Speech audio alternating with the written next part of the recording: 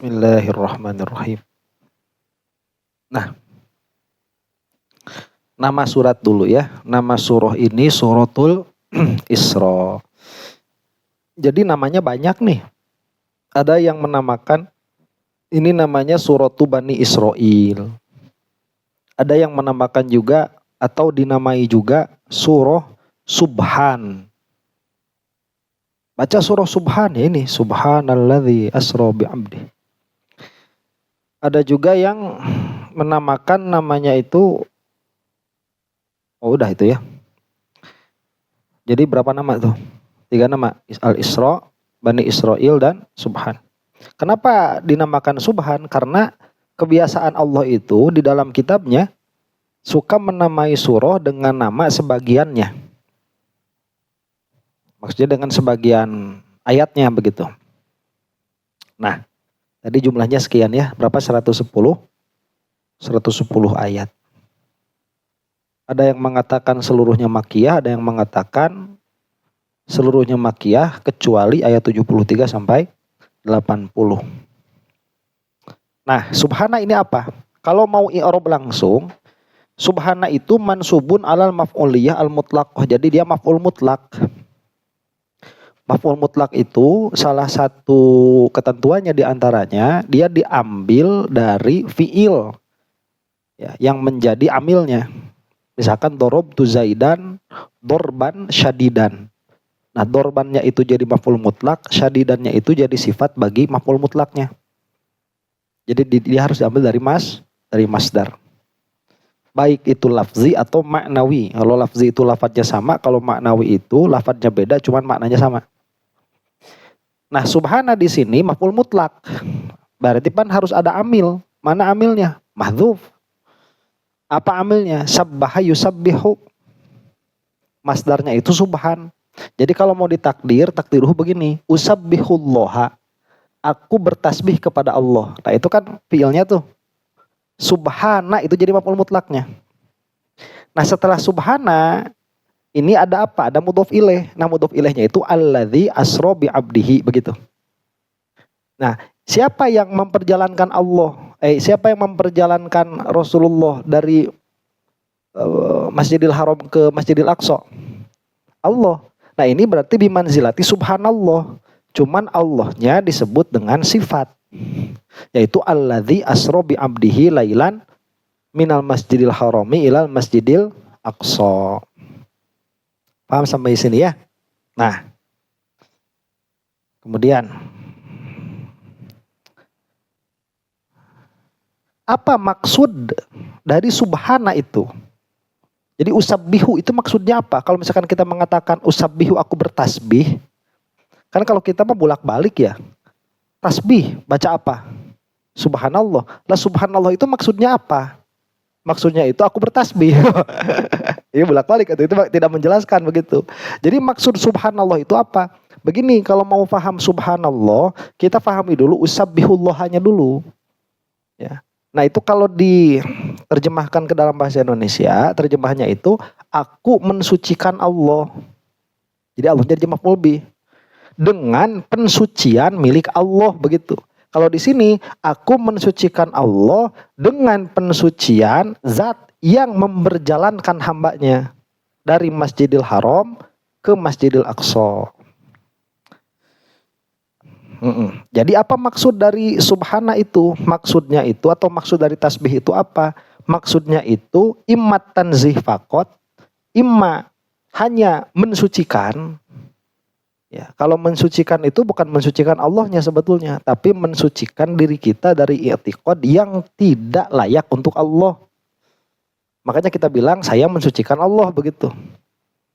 Ya, dengan pensucian siapa? Ya, pensucian siapa yang paling sempurna? Yaitu pensucian Allah atas dirinya. Tuh gitu enaknya di dalam agama mah. Paham nggak maksudnya nih?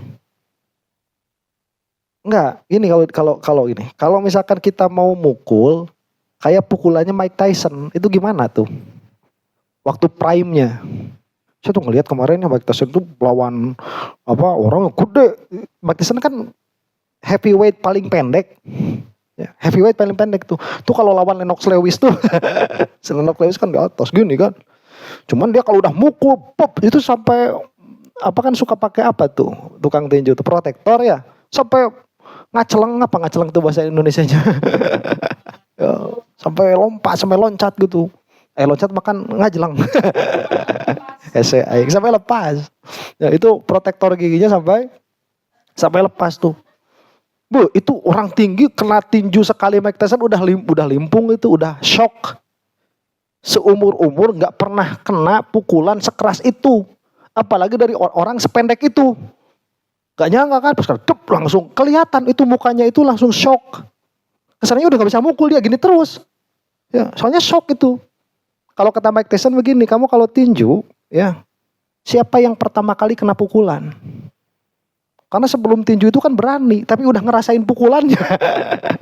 Oh mental langsung jiper. Terus kalau kita mau mukul kayak pukulan Mike Tyson harus gimana tuh?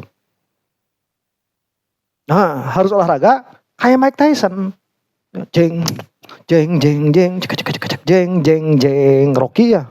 Jeng, jeng, jeng, jeng, jam 4 bangun, lari ya. Kayak sepeda. Masuk ke apa namanya itu gudang daging. Pernah nonton Rocky itu? Oh, masuk ke gudang daging ditenggelan. Oh, pakai samsak makan nggak enak begitu. Dia kan pasir ya. Kalau pakai daging sapi itu kan daging tuh pukulin. Ada tangga naikin gitu ya. Pohon kelapa naikin gitu. Pohon jati tuar. Dia nggak bisa cuman gini. Saya mukul dengan pukulan Mike Tyson. Wah, cepet. Nggak bisa. Cuman di dalam agama coba kita tahu ya pujian yang paling sempurna itu pujian Allah. Kita cuma tinggal bilang Subhanallah. Ya. Dalam sholawat juga seperti itu. Sholatan tunjina biha kan begitu. Dan lain sebagainya. Nah. Jadi maksudnya itu apa? Tanzih fakot. Ai tanzihu man hadza wasfuhu an kulli naqsin. Di sini berarti apa? Mensucikan zat yang sifatnya itu ini. Apa sifatnya? Sifatnya itu memberjalankan hambanya pada suatu malam dari Masjidil Haram ke Masjidil Aqsa. Nah, yang memberjalankan ini subhan, maha suci dari semua kekurangan begitu. Kalau subhanallah begitu. Jadi Allah itu maha suci dari semua kekurangan. Ayu ala kullin mana tadi? Li'anna hadhihi mu'jizatun lam tasbiq li ghairihi. Kenapa? Maksudnya kenapa disebutkan? Kan ada pilihan nih. Kenapa tidak dibaca subhanallah? Tapi Allahnya ini disebutkan sifatnya atau perbuatannya.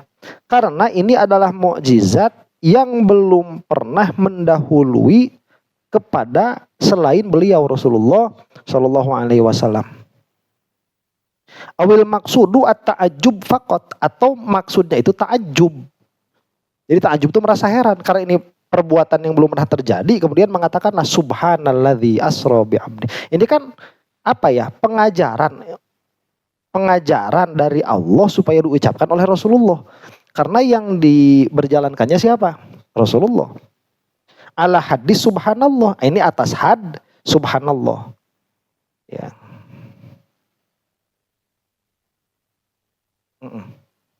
Al hadis subhanallahi al mu'minu la yanjusu. Ay ajaban libahiri qudrati fa'ili hadzal fi'li wa kamalihi, yaitu takjub terhadap apa ya? Terhadap sangat dahsyatnya kuasa Allah.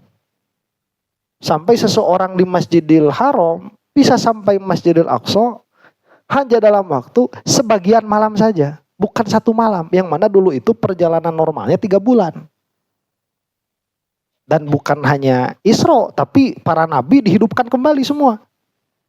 Rasulullah sholat di situ. Kemudian bukan hanya di situ, naik sampai sampai langit 1, 2, 3, 4, 5, 6, 7. Sampai Sidratul Muntaha. Kemudian melihat yang tidak bisa dideskripsikan. Kemudian mendapat perintah sholat secara langsung, ditawar lagi.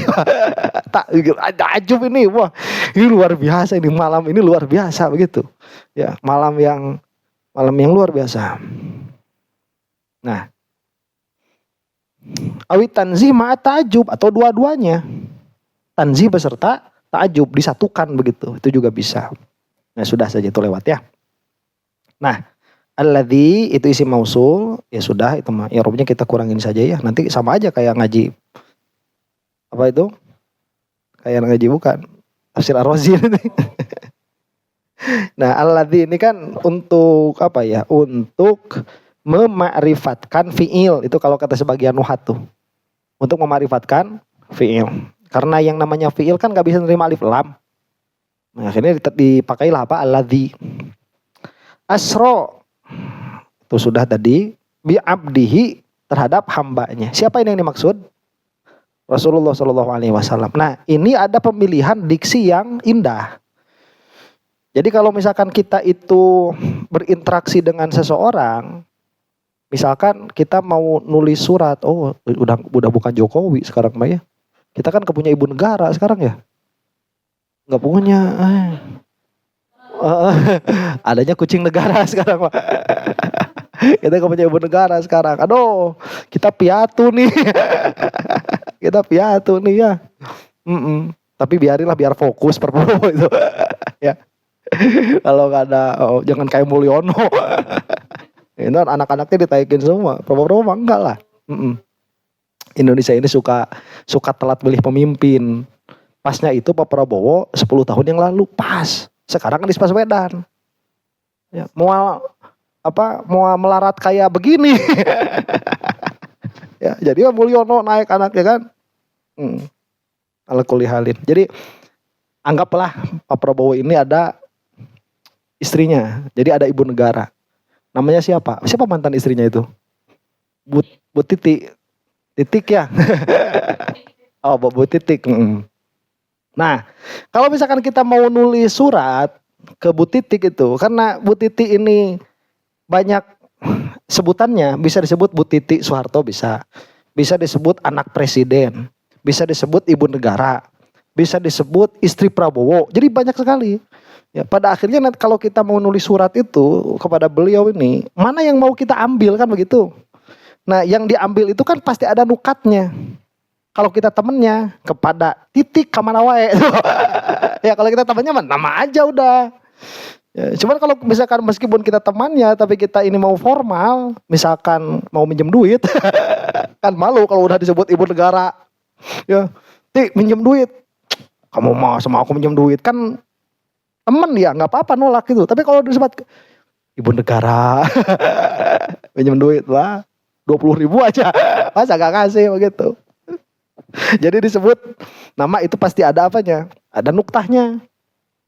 Kenapa Allah di sini tidak mengatakan asro Muhammadan atau asro bi Muhammadin, tetapi memilih diksi bi abdihi, disebutkan di sini lam yakul bi nabiyhi wala bi rasulihi. Tidak mengatakan Allah ini dengan nabinya, tidak pula dengan rasulnya. Isyaratan ila anna wasfal ubudiyah akhossul awsofi wa asyrafuha. Ini sebagai isyarat bahwa pensifatan seseorang dengan kehambaan itu adalah pensifatan yang paling khusus dan pensifatan yang paling mulia. Jadi kalau di sisi Allah ya, kalau orang sudah disebut hamba Allah, itu sudah paling mulia itu. Ya, apalagi ya hamba, ya Rasul, ya Nabi. Jadi di sini nanti ada syair bagus sekali, Ya. Jadi kalau orang ini sudah disebut hamba Allah, itu udah penyebutan yang paling bagus. Li'annahu idza sahhat nisbatul abdi li rabbih bihaitsu la yusyriku bihi fi ibadatihi lahu ahadan faqad faza wa sa'ada. Kenapa nama hamba ini, nama abdun ini yang paling mulia disematkan kepada makhluknya Allah? Karena seseorang itu bukan pada hakikatnya ya, dia sah disebut Abdullah tatkala dia itu tidak mensyarikan Allah di dalam ibadah dengan yang lain. Berarti kan mencek orang mah ya, dununganana dengan hiji begitu. Apa bahasa Indonesianya itu? Bosnya cuma satu. yang mana dia bekerjanya hanya satu, nggak ada sama yang lain. Jadi dia menyembah hanya kepada Allah, maka sahlah disebut hamba Allah. Dan tatkala seseorang ini disebut hamba Allah, dalam pengertian dia tidak musyrik di dalam ibadahnya, faqad faza wa sa'ada, maka dia itu telah mendapatkan kemenangan. Dia telah apa? Mendapatkan kebahagiaan begitu. Walidza dzakarahullahu fil maqamati syarifati kama huna. Karena itulah tatkala Allah Subhanahu wa taala menyebut Rasulullah sallallahu alaihi wasallam pada makom yang mulia, dipanggilnya itu tidak lain dan tidak bukan, tapi dengan sebutan abduhu. Ya. Jadi yang lainnya itu kekhususannya begitu. Wa fi maqamil wahyi. Nah, di dalam surat yang lain ada disebutkan di sini. Nah, ini ada apa? Walidza qala al-qadi iyadun. Berkatalah Qadi Iyad. Jadi Qadi Iyad itu membuat satu syairnya bagus sekali. Bahasanya begini. Wa mimma zadani syarafan watihan wa qadtu bi akhmasi atau uthuraya duhuli tahta qaulika ya ibadi wa an nasirata Ahmad li nabiyan wa an sayyarta Ahmad li nabiyan. Kata beliau begini, di antara yang menambahkan kemuliaan terhadapku, yang mana hampir-hampir karena kemuliaan itu aku terbang menuju bintang yang paling tinggi. Kemuliaan apa itu? Masuknya aku terhadap perkataan engkau ya Allah, ya ibadi, duhai hambaku. Ini ya ibadi itu kepada siapa? Kepada orang yang bermaksiat. Jadi orang yang ahlul maksiat, tatkala dia itu tidak musyrik kepada Allah, sama Allah masih dipanggil ya ibadi. Pokoknya asal jangan apa? Asal jangan musyrik, itu masih dipanggil ya ibadi. Itu ada, nanti saya cari ayatnya itu. Ya. Ini buat orang yang ahli maksiat. Makanya tatkala orang yang ahli maksiat disebut hambaku, kata Qadi Iyad, saya ini langsung terbang menuju Suraya, menuju bintang yang paling tinggi. Ya. Wa an sayyarta Ahmad li nabiyan. Dan yang kedua, engkau telah menjadikan Ahmad, yaitu Nabi Muhammad SAW, nabi untukku. Itu adalah kemuliaan kedua. Udah mah disebut hamba, ya, dijadikan umatnya Rasulullah SAW. Itu sudah kebahagiaan yang paling tinggi. Nah, jadi kan begini sebetulnya. Kalau misalkan orang sekelas Al-Qadi Iyad, bakal nggak beliau itu merasa dirinya suci? Enggak. Jadi beliau itu nggak merasa jadi hambanya Allah karena banyaknya amalnya, enggak. Meskipun amalnya luar biasa, beliau bukan ahli maksiat sama sekali. Tapi di dalam ahwalnya tidak ada seorang wali pun yang merasa dirinya bukan ahlul ma'asi. Tidak ada. Ya. Hari orang pada, tuh kudu ngerasa gitu, kita memang pakai kata gitu. Hari orang. Ya, tong orang itulah abi baginya bisa dirinya mantep. Ya, lama misalkan ngerasa suci, tegas gobloknya 2 kali. Ada orang suci merasa suci, itu celaka karena merasa sucinya. Ya. Orang kotor merasa suci, itu 2 sudah masalahnya, maksiatnya dan merasa sucinya itu. Begitu. Wa hunaka wajhun akhar wa huwa khilafu dhalali ummatihi bih kama dhallat ummatu Isa bihi. Nah, ada juga cara berpikir yang kedua. Kenapa disebutkan abdihi di sini? Karena umatnya Rasulullah itu tidak ada yang menganggap Rasulullah sebagai Tuhan. Tidak seperti umatnya Nabi Isa yang menganggap Nabi Isa sebagai Tuhan. Cuman ada di antara umat Rasulullah ini yang celaka tuh, menganggap Nur Muhammad itu kodim. Ya. Ya kan karena saya sekarang mah gaulnya banyak sama netizen, itu aneh-aneh komentarnya itu, ya, dari apa? Jadi Allah itu menciptakan alam, bahannya apa? Ya kalau Allah menciptakan alam harus pakai bahan, atau nggak ada kudro ijad wal i'dam atuh. Iya kan? Nggak ada kudro ijad wal i'dam. Ya Allah menciptakan perkara nggak harus pakai bahan. Jadi dia bilang itu bahannya itu dari Nur Muhammad. Jadi Nur Muhammad itu kodim sebagai bahan alam. Kurang tolol. Islam di mana horeng lo jika gitu. Ya, itu Islam dari mana itu? Nggak ada. Kalaupun Nur Muhammad, ya Nur Muhammad kita sebutlah maujud. Begitu ya. Itu kan makhluk Allah juga. Makhluk pertama. Bukan bahannya dari Nur Muhammad begitu. Nah kemudian. Nah jadi kita tahu sekarang ya. Yang mana Allah itu memperjalankan pada malam hari kepada hambanya pada suatu malam. Yaitu dari Masjidil Haram. Nah Masjidil Haram ini oleh Tafsir Jalalain dimaknai Mekah. Jadi diumumkan. Masjidil Haram sama Mekah itu umum mana? Umum Mekah. Lah kenapa diumumkan Mekah? Karena banyak perbedaan pendapat. Rasulullah ini berangkat dari mana? Nah di sini disebutkan nih. Innama fasarahu bidzalika liyasduqa bikullin minal qaulain. Supaya ya difahami ayat ini bisa yasduk kepada dua qaul. Qaul yang pertama, hal kana muttaji'an fil masjidi au fi baiti ummi haniin. Apakah Rasulullah itu tatkala dibangunkan oleh malaikat itu sedang tertidur di masjid atau sedang di rumahnya Ummu Hani? Karena ada dua riwayat, yang satu menyebutkan di masjid, yang satu menyebutkan di rumah Ummu Hani. Nah, yang kata siapa? Kata Imam Ashawi, ini bisa dijamu ini, tidak yukhalif. Bagaimana di annahu alal qauli bi annahu kana fi baiti ummi haniin laqad ihtamalatul malaikatu. Jadi kejadiannya seperti ini. Rasulullah itu tadinya tidur di rumah Ummi Hani. Kemudian datanglah malaikat. Tadi itu memang saya baca tuh begitu.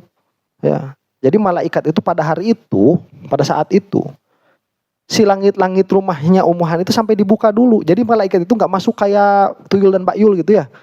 Oh, gitu masuk enggak. Tapi si langit-langit rumah itu dibedah dulu, dibuka dulu. Malaikatnya masuk, ditutup lagi, rapat lagi. Nah, udah kayak belah kue aja. Ya, kayak belah kue, dibelah dulu masuk malaikat. Malaikat berdua. Nah Rasulullah lagi tidur di situ. Kemudian diboyonglah Rasulullah itu kemana? Ke masjid. Wajah ubihi ilal masjid, dan para malaikat itu membawa Rasulullah ke masjid, wasyaqau sodrahu hunaka, dan mereka itu membelah dadanya Rasulullah di situ. Jadi pembelahan dada Rasulullah itu beberapa kali terjadi. Ya, terjadi yang pertama itu diantaranya waktu Rasulullah masih kecil itu. Nah, dan setelahnya ini pas waktu apa? Mau Isra. Tsumma atau lahu bil buroki ba'da dzalika. Kemudian setelah dibelah dada beliau itu yang mulia, didatangkanlah apa? Burok. Falam yasulil isra'u illa minal masjidi. Maka isro'nya itu dari masjid. Cuman permulaannya dari rumahnya Ummu Hani. Fal aula lil mufassir. Ayo begitu sudah ya. Ke Masjidil Aqsa. Apa itu Masjidil Aqsa? Huwa awwalu masjidin bunya fil ardi ba'dal ka'bati. Itu adalah masjid pertama yang dibangun di atas muka bumi setelah Ka'bah. Berarti kedua. Ini suka disebutkan itu. Ini ada ya berarti masjid kedua. Ini adalah masjid pertama yang dibangun setelah Ka'bah. Ya berarti masjid kedua itu. Sekarang gitu. Kamu anak keberapa? Saya anak pertama. Ya, dari adiknya kakak saya. Ini ketiga.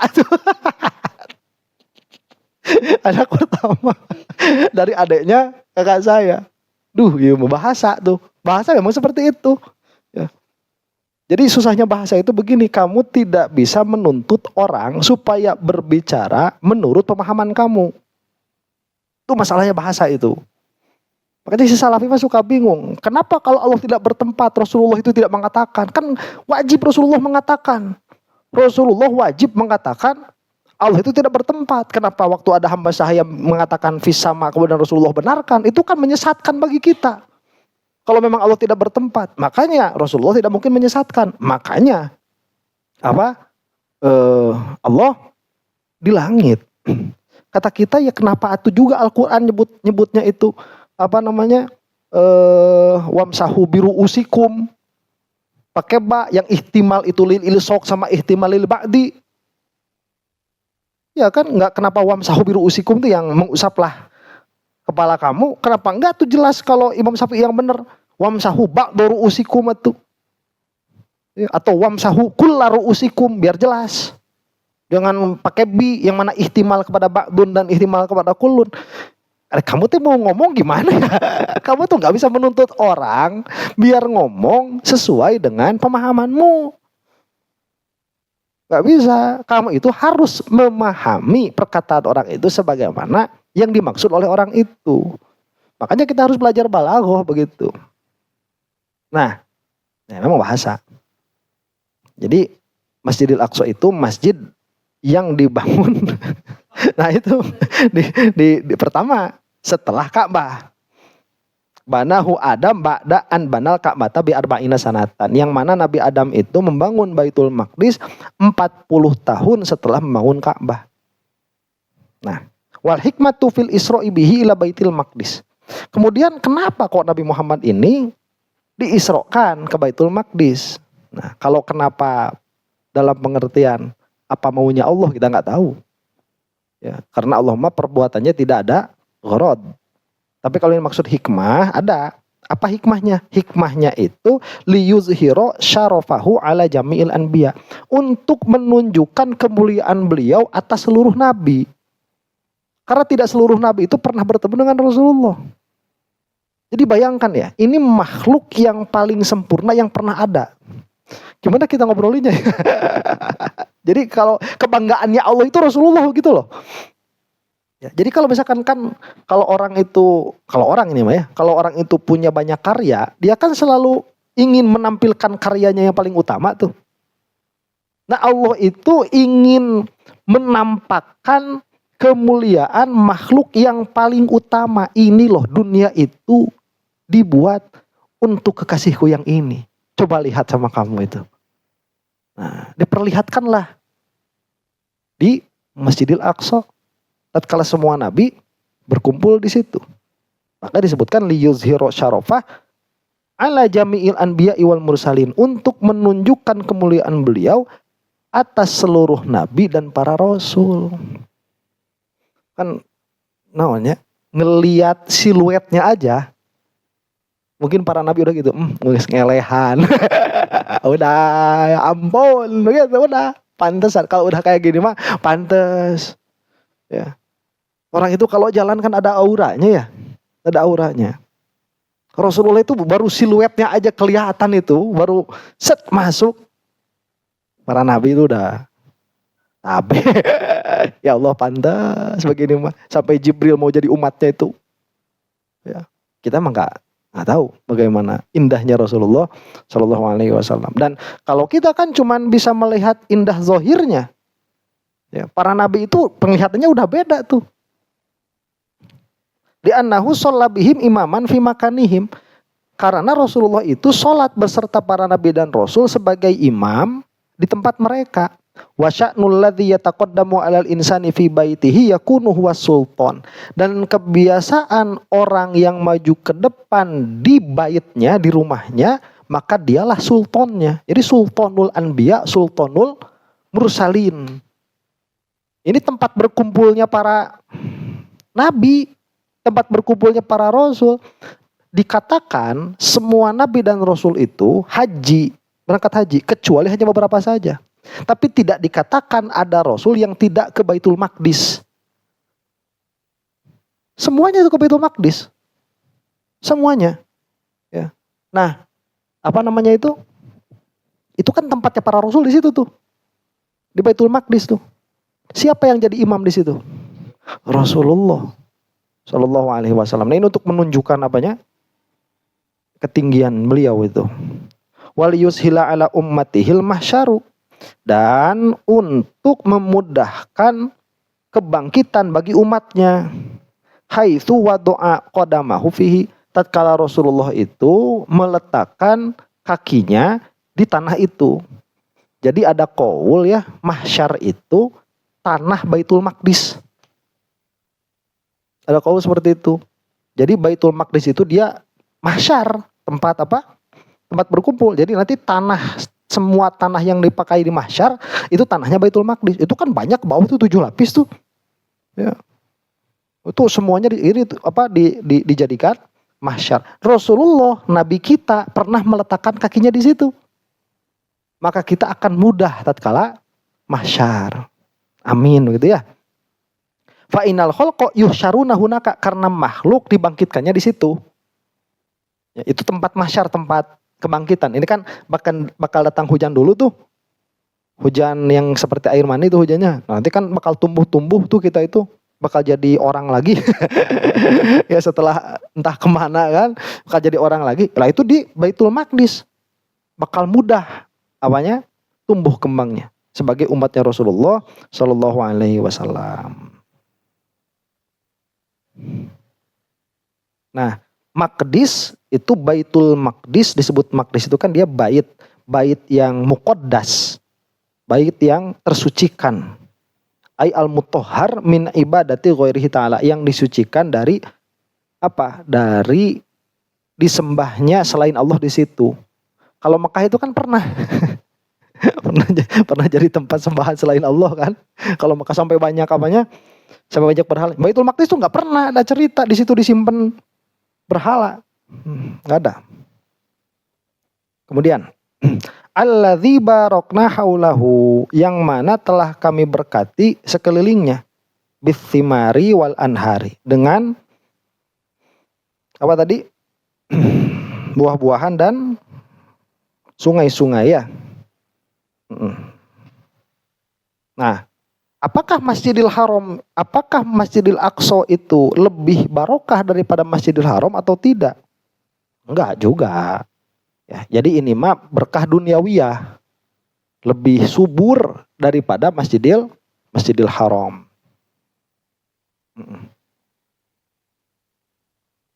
Kemudian sebentar.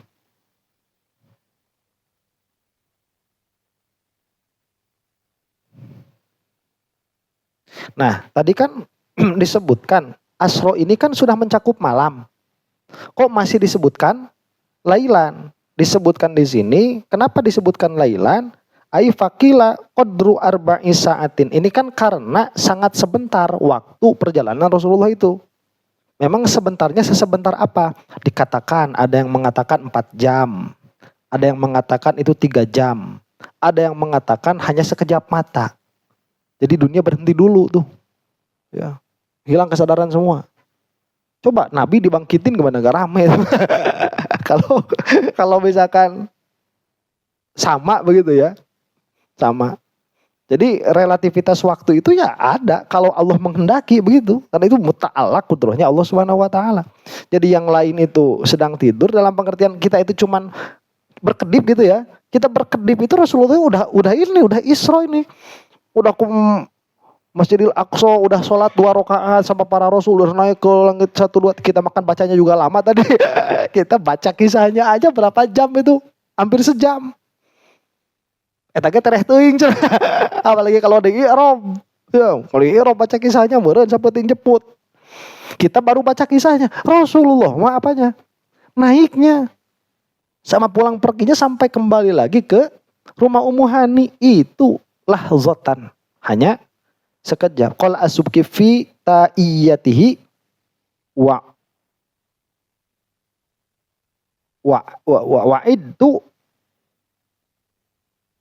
wa'iddu wa kulul amri fi qadri lahzatin.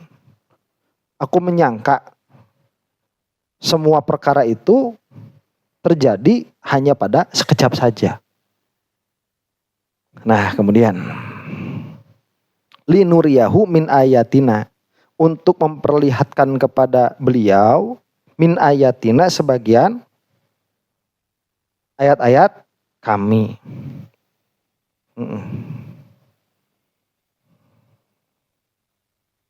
Nah, sudahlah. Innahu huwas sami'ul basir.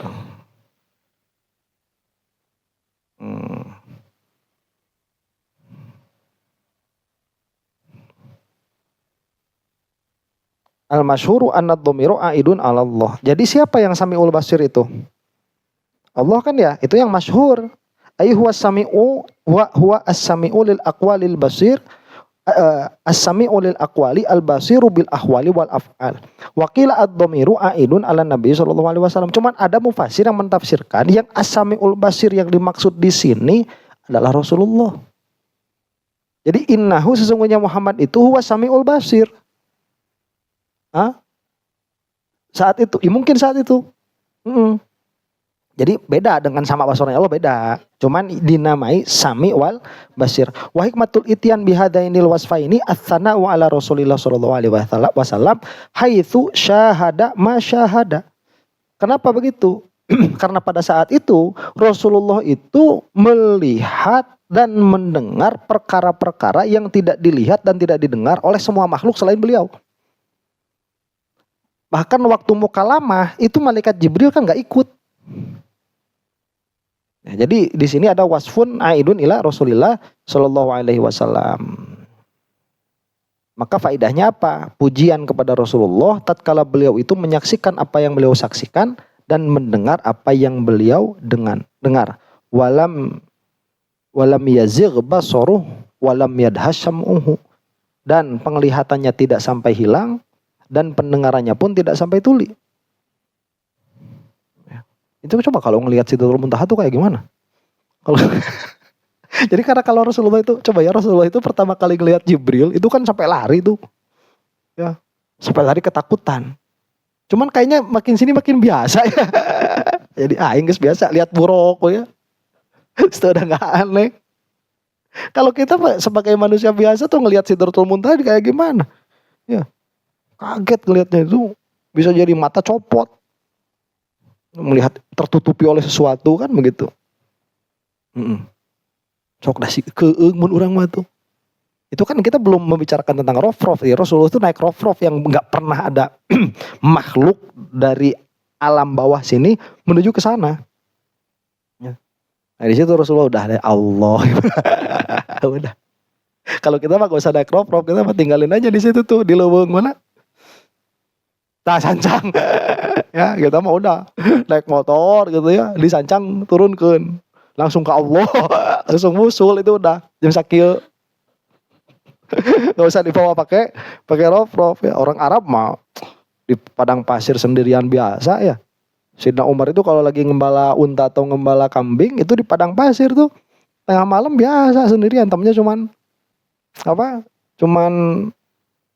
kambing ya.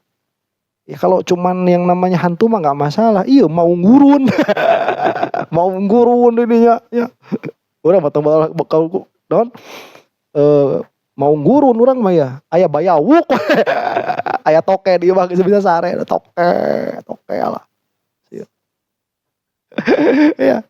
Ya Rasulullah itu harus naik rof-rof dulu. Usul sama Allah Subhanahu wa taala gitu. Orang mah disancang mah tinggalkeun. Komo kang ewong melah, teguh kasancang saya eta mah. Ayo orang wirid ke makam, lu nyeri petuangan. Langsung, dah. Geus teu kudu. Langsung usul. Usul Allah. Sieun ku jurig. Nah, kemudian ay al-alim bi aqwalin nabiyyi wa af'alihi fa anama alaihi bil isra'il mustamili ala ijtima'ihi bil anbiya.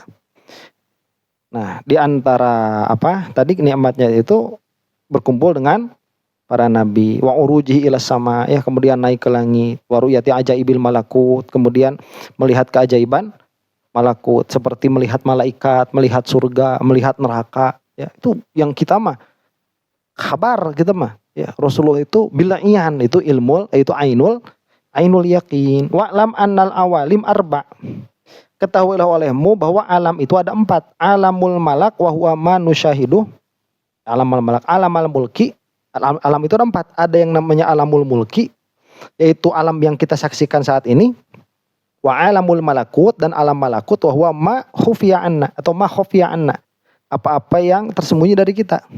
Wa alamul jabarut, dan alam jabarut wa huwa al-ulum wal asrar. Itu adalah ilmu-ilmu dan sir-sir. Nah, itu alam jabarut.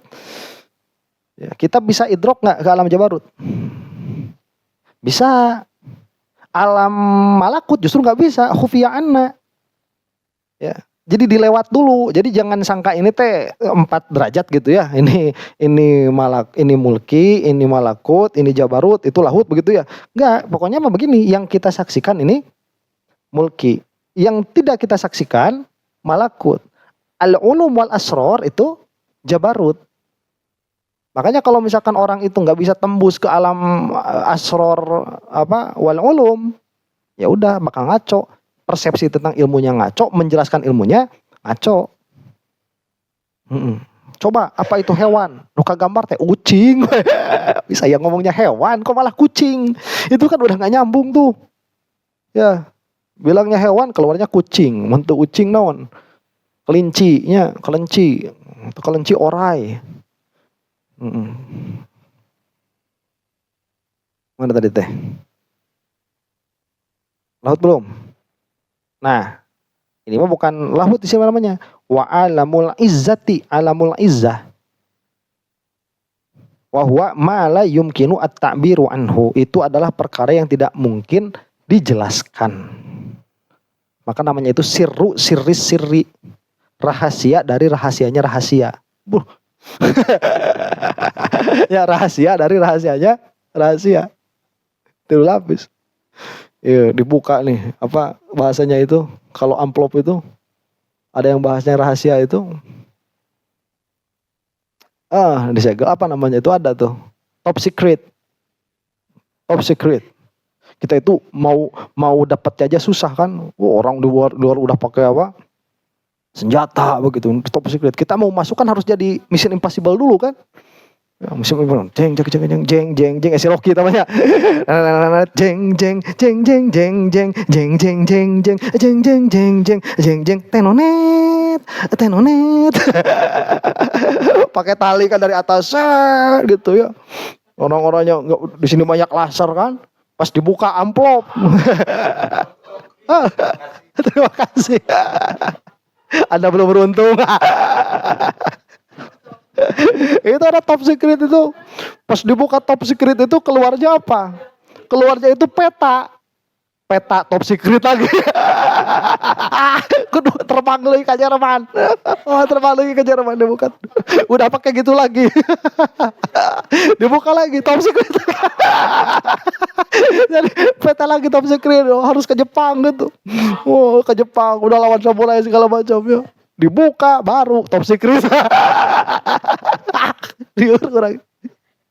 Ini sirri begitu. Ya, tas ini udah rahasia. Udah gak bisa itu, udah ditutup 3 lapis begitu. Cuman kalau ngobrolin alam ya, ini jangan kebayang universe dunia, bukan. Namanya juga alam. Alam itu alamat. Ya, jadi alamat kepada yang kita lihat ini sekarang tuh. Ya, tuh ada alamat yang menjadi alamat kepada Allah yang ini tidak kita lihat sama sekali. Tuh alam tuh. Jadi ada ilmu al-ulum wal asror, itu pun alamat juga kan gitu. Jadi bukan alam, jangan kayak si Plato. Ya, jadi kata si Plato mah ya, ada cewek yang paling sempurna di mana? Di Jabarut itu. Di Jabarut. Jadi cuma satu cewek yang paling sempurna di Jabarut itu. Ini mah cuma upload-uploadnya doang. Gak bakal bisa sempurna. Ya, karena udah mengalami degradasi. Ya kalau misalkan ibunya lagi hamil kan ngidam semur jengkol. Paria, ya lupa rai itu pokoknya mah paria semur jengkol. Ya nutur resep non jamu ngadadak resep jamu. Itu kan sudah mengalami degradasi. Pas keluar tidak pahit. Pahit. Kata si Plato mah begitu. Ya. Jadi kita tuh yang paling ideal adanya di Jabarut tuh, di alam ide disebutnya itu. Enggak gitu. Cuman ya kalau misalkan kita itu bisa idrok kepada al-ulum wal asror, bimujarradil ulum wal asror, berarti kita bisa tembus ke Jabarut.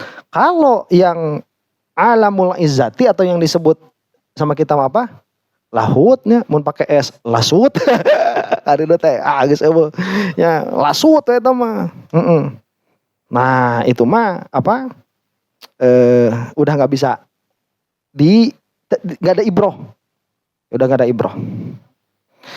Wa bisirri sirrika alladzi la tafi bil ifsahi an haqiqatihi ar-raqaiqu.